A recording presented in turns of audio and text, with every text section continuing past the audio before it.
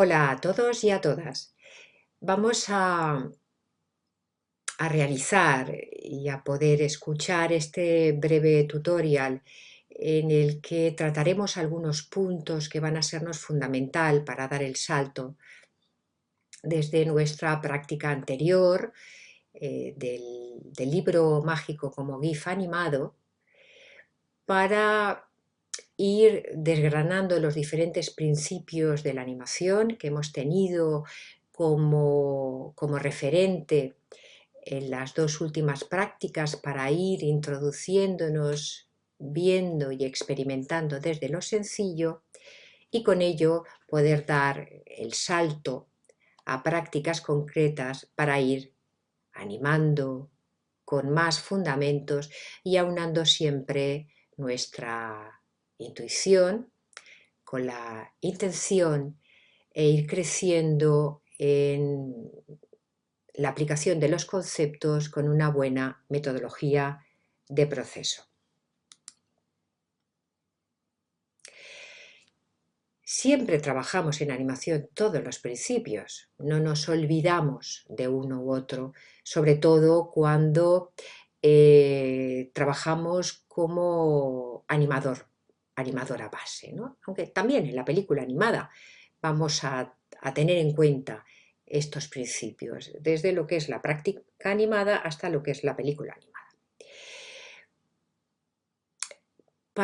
Para comenzar con este concepto de que todos los principios funcionan, partiremos de uno de los fundamentales, como es el diseño de personaje. El personaje es el actor de nuestra película, es el que llevará a cabo la acción y el que nos hablará de lo que sucede a través de su forma, diseño y de la manera de comportarse, que nos va a hablar de una coherencia en su diseño y en su forma de manifestarse a través del mismo. Este diseño de personaje, que es uno de los principios, nos hablará también, o cuidaremos, la mejor apariencia del mismo, cómo lo mostramos al espectador. Y para nosotros, animadores, nos será importante la pose de inicio, cómo mostramos al personaje. En los ejemplos que tenemos aquí, 4 ejemplos sencillos, la pose hacia el personaje, unos más humanizados y otro no. Al final, el personaje va a estar en relación a la función en el film, al tipo de historia, al tipo de público, al tipo de acciones. Y lo primero que tendremos en cuenta será la descripción del mismo, cómo es, la estructura del mismo, cómo lo podemos conocer para poderlo mover, las características materiales que nos van a determinar también cómo se moverá y él nos va a determinar luego como animadores el tipo de movimiento, la relación con su dónde, con la escenografía y otros aspectos también de la práctica animada, como serán las trayectorias para determinar su tipo de movimiento y los arcos para el control de la forma. Siempre vamos a intentar ir de lo sencillo a lo complejo. Con esta imagen muy clara de personajes conocidos de Disney, podemos ver en la parte superior los diseños complejos, en la parte media una síntesis de los mismos, desprovistos de detalle, y en la parte inferior la síntesis mayor, reducidos a formas geométricas, que es una maravillosa manera de poder adentrarnos en la creación de personaje y también en la propia animación. Es mucho más sencillo al principio mover formas simples y ver cómo de aquí podemos derivar a formas complejas, y también estudiar los principios de la animación y la deformación por el movimiento aplicado a estas formas y luego derivarlas a otras más complejas. Otro de los principios que ya hemos empezado a ver con nuestra práctica anterior, además de quién es el actor de nuestra película o de nuestra acción, es la puesta en escena. En animación vamos a trabajar siempre con una carta de áreas que nos va a determinar el tipo de encuadre. El tipo de encuadre, como se vio en tecnologías de la imagen, nos va a hablar de una apertura de cuadro mayor, cuando el personaje aparece dentro de un escenario, aparece dentro de un escenario pero mucho más centrado en el mismo, o cuando podemos empezar a hacer recortes de este dependiendo de lo que queremos contar. Este tipo de encuadres para el animador los vamos a señalar como límites seguros para saber lo que nos entra dentro de la animación, del encuadre de la cámara, y lo que estaría fuera del mismo. Planos, marcos seguros que nos permiten saber cómo componer de la mejor manera para que el personaje actúe siempre dentro de la cámara y no se produzcan recortes extraños.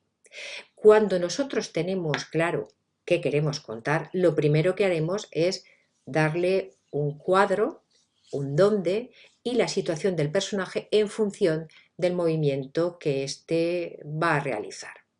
Esto sería nuestra puesta en escena, que va a estar vinculado a la carta de áreas, que nos hará referencia a un tipo de plano, a la composición más interesante para la acción que queremos representar, importante, los recortes del personaje, nunca pegarlo en los extremos del área, que no son más que recortes no reales, límites no reales, y también tener en cuenta cuál va a ser la trayectoria que nos va a determinar el movimiento de la misma, y por lo tanto si ese tipo de puesta en el escenario es el correcto para nuestro personaje. Pero además, la puesta en escena, como en el teatro, nos va a servir para poder planificar la actuación.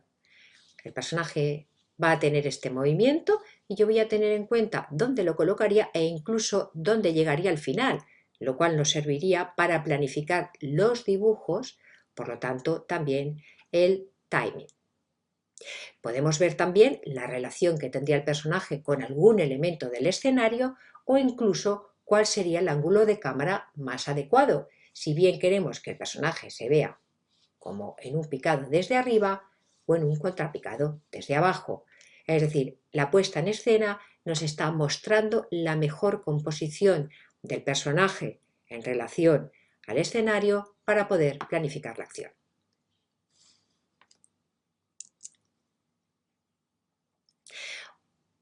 Otro de los principios que ya hemos experimentado con la anterior práctica es la animación directa o la animación planificada.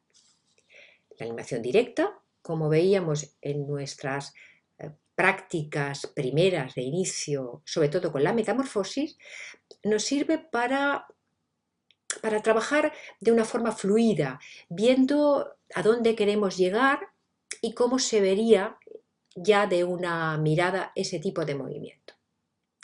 Nos permite esa espontaneidad del movimiento, pero también tiene como problemas a veces el no control de la forma. De aquí nosotros podemos entresacar estos dibujos clave, después de haber establecido el flujo de movimiento, que nos va a permitir realmente no solamente controlar el movimiento, sino a través de las curvas, el control y tamaño del personaje y también el tiempo, el número de dibujos, y generar un ritmo rápido o lento, más adecuado según lo que nosotros queramos contar y del tiempo que disponemos. Otro de los principios fundamentales e importantes en nuestro trabajo y que a la vez se constituye vinculado a lo dicho anteriormente con la planificación de una acción animada es la anticipación. Toda acción va a partir de un dibujo inicial donde diremos cómo está el personaje. Y ese dibujo de inicio nos hablará del estado de ánimo, de las características formales y materiales del mismo. Desde este dibujo de inicio tendremos que tener claro el final, la acción realmente, a dónde queremos llegar. Recordemos, cuando hablábamos de nuestra primera propuesta de GIF, que comentamos qué queremos hacer, principio y final, de dónde parto y a dónde quiero llegar. Porque nuestra anticipación va a partir siempre de este dibujo de inicio y de la acción, porque la anticipación es ese dibujo que prepara la acción, donde tendremos que tener en cuenta siempre el punto de anclaje. Uno de los dos elementos, una de las dos piernas en este caso, va a constituir el punto de anclaje para deshacer la acción. Si el personaje va hacia adelante, nuestro personaje tendrá que hacerse hacia atrás, de manera que preparemos la acción, siempre con un punto de anclaje. Cuanto mayor sea la anticipación, menos dibujos tendremos para la acción y podremos jugar con el timing, ¿no? De una forma mucho más potente. Efectivamente, el timing nos va a ayudar a contar cómo queremos que percibamos la acción del personaje. Movimientos rápidos o movimientos lentos. Cuando hablamos de las trayectorias rectilíneas son pocas, son aquellas que nos hablan de el desplazamiento. Y estas nos pueden ayudar a entender al principio uno de los elementos que ayuda a los animadores a la hora de intercalar, es decir, de encontrar los dibujos de apoyo que nos sirven para generar la sensación del movimiento animado más adecuado para esa acción. Cuando pensamos en el movimiento rectilíneo de la bala, si nosotros vamos alejando los dibujos, estamos generando una aceleración, es decir, cuanto más separo los dibujos, la sensación, la percepción es de que la bala va más rápida. Cuando hablamos del movimiento de una cabeza, esta sería la dirección. Por eso nosotros podemos jugar en la colocación de los dibujos para generar sensaciones de comenzar de una forma más lenta, acelerar al medio y volver a frenar para situar la acción. Al final, el timing siempre es la relación entre el movimiento del personaje, el espacio recorrido y el tiempo de la acción.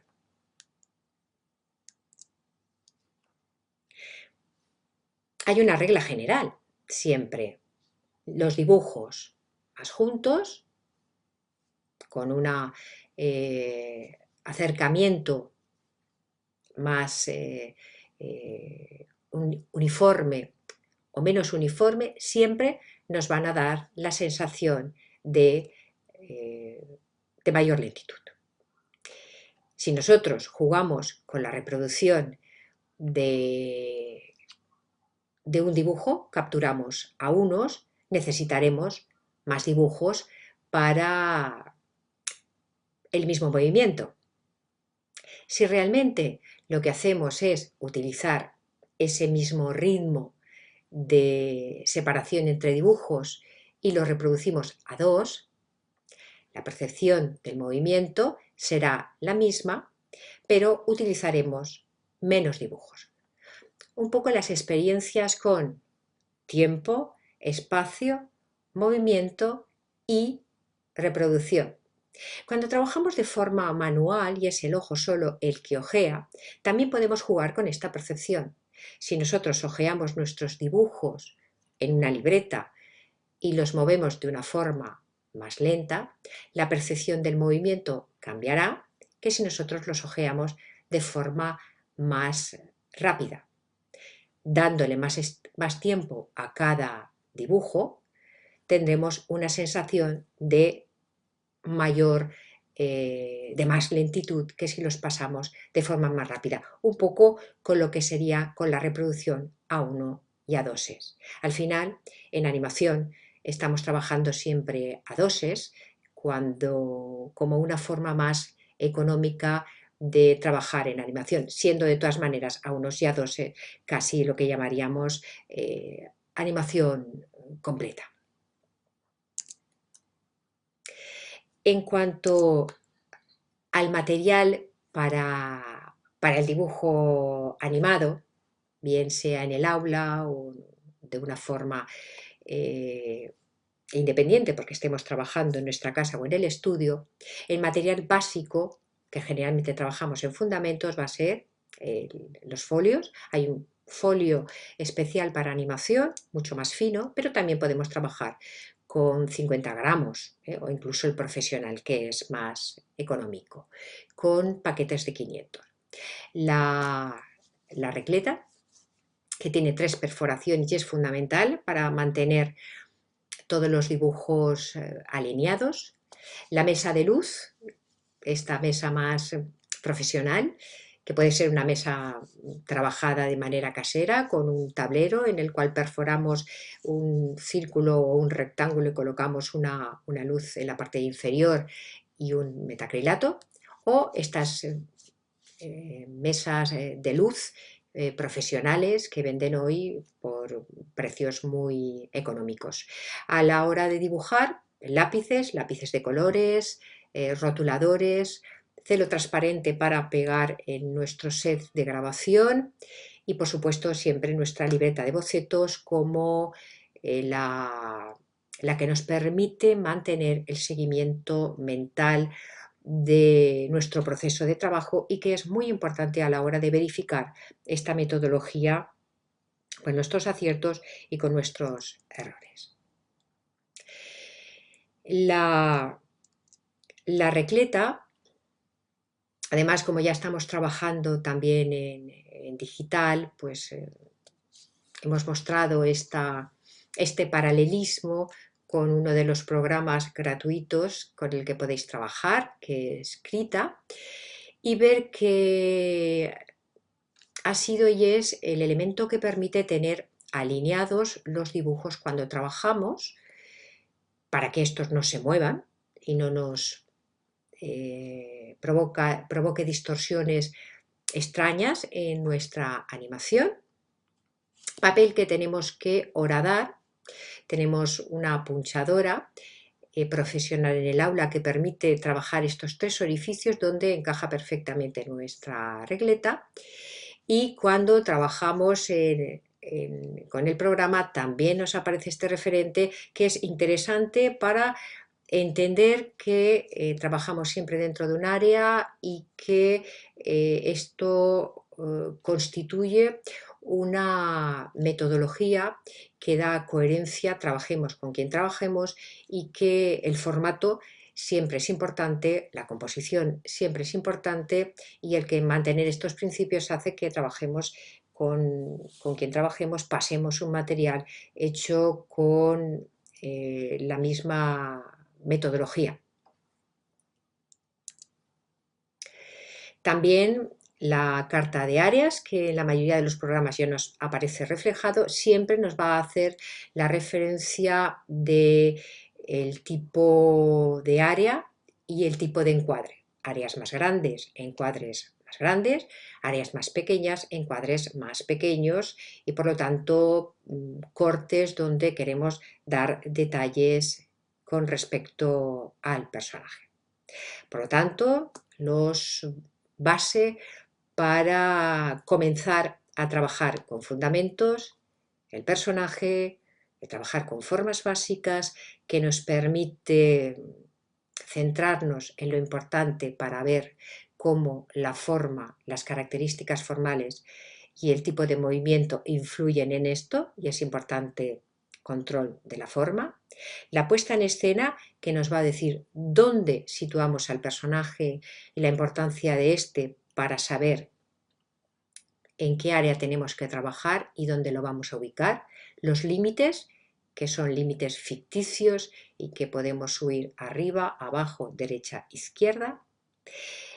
El aprovechar la animación continuada para entender o visualmente en la planificación dónde y qué tipo de movimiento queremos hacer, incluso buscando los dibujos de apoyo para pasar a los dibujos clave como los que nos dan el control del movimiento, las trayectorias que nos permiten la situación de los personajes y el trabajo con la división del espacio, la colocación de los claves y el intercalado, la anticipación como clave estrella que nos permite darle realismo, atractivo e interés a nuestra animación, y el manejo del material manual o digital para realmente saber cómo animamos y animar siempre con fundamento.